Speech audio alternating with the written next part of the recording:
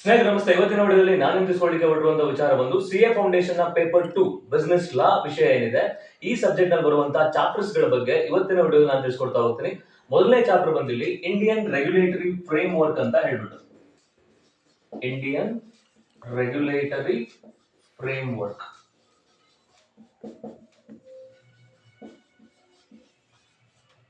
ಈ ಚಾಪ್ಟರ್ ನಾವೆಲ್ಲ ಸ್ಟಡಿ ಮಾಡ್ತೀವಿ ಅಂತ ನೋಡ್ತಾ ಹೋದ್ರೆ ಲಾ ಅಂತಂದ್ರೆ ಏನು, ಸೋರ್ಸ್ ಆಫ್ ಮೇಕಿಂಗ್ ಲಾ, ಇಲ್ಲಿ ಮಿನಿಸ್ಟ್ರಿ ಆಫ್ ಕಾರ್ಪೊರೇಟ್ ಅಫೇರ್ಸ್ ಬಗ್ಗೆ, RBI, ಸೆಬಿ, ಈ ಎಲ್ಲಾ ರೆಗ್ಯುಲೇಟರಿ ಬಾಡೀಸ್ ಏನಿದೆ ಇವುಗಳ ಬಗ್ಗೆ ನಾವು ಈ ಚಾಪ್ಟರ್ ಅಲ್ಲಿ ಸ್ಟಡಿ ಮಾಡ್ತಾ ಹೋಗ್ತೀವಿ.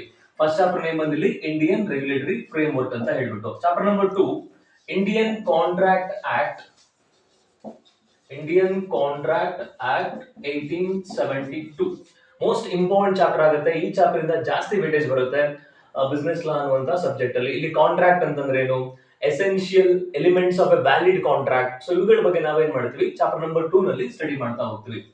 Chapter number 3 sale of goods act, sale of goods act 1930.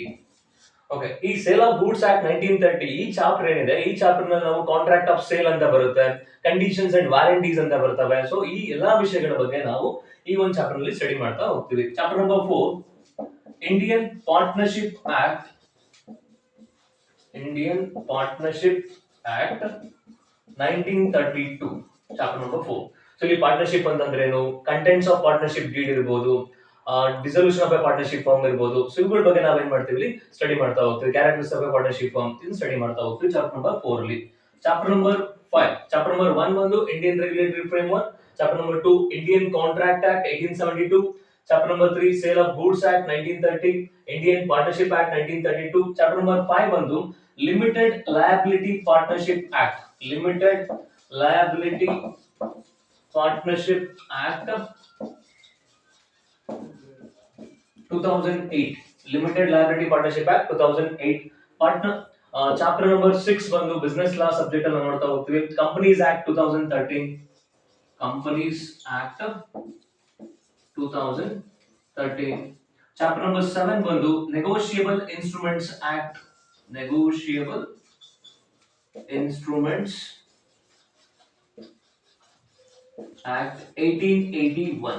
Okay, ಇಲ್ಲಿ ಚಾಪ್ಟರ್ ನಂಬರ್ 6 ಏನಿದೆ ಕಂಪನೀಸ್ ಆಕ್ಟ್ 2013 ಅಲ್ಲಿ ಮೀನಿಂಗ್ ಆಫ್ ಕಂಪನಿ ಇರಬಹುದು, okay, types of company, types of shares ಬಗ್ಗೆ ನಾವು ಸ್ಟಡಿ ಮಾಡ್ತಾ ಹೋಗ್ತೀವಿ. ಕ್ಯಾರೆಕ್ಟರಿಸ್ಟಿಕ್ಸ್ ಆಫ್ ಎ ಕಂಪನಿ, ಆ ವಿಷಯಗಳ ಬಗ್ಗೆ ನಾವು ಸ್ಟಡಿನ ಮಾಡ್ತೀವಿ. ಇನ್ನು ನೆಗೋಷಿಯಬಲ್ ಇನ್ಸ್ಟ್ರೂಮೆಂಟ್ಸ್ ಆಕ್ಟ್ 1881 ಏನಿದೆ meaning of negotiable instruments, types of negotiable instruments, ಇಲ್ಲಿ ಪ್ರಾಮಿಸರಿ ನೋಟ್ಸ್ ಅಂತ ಬರುತ್ತೆ, ಚೆಕ್ ಗಳ ಬಗ್ಗೆ, ಬಿಲ್ಸ್ ಆಫ್ ಎಕ್ಸ್ಚೇಂಜ್ ಗಳ ಬಗ್ಗೆ, ಇವುಗಳ ಬಗ್ಗೆ ನಾವೇನ್ ಮಾಡ್ತಾ ಹೋಗ್ತೀವಿ ಸ್ಟಡಿ ಮಾಡ್ತಾ ಹೋಗ್ತೀವಿ. ಇಷ್ಟು ಕೂಡ ಪೇಪರ್ 2 ಏನಿದೆ ಬಿಸಿನೆಸ್ ಲಾ ಸಬ್ಜೆಕ್ಟ್ ನಲ್ಲಿ ಬರುವಂತಹ ಕಂಟೆಂಟ್ ಗಳ ಬಗ್ಗೆ.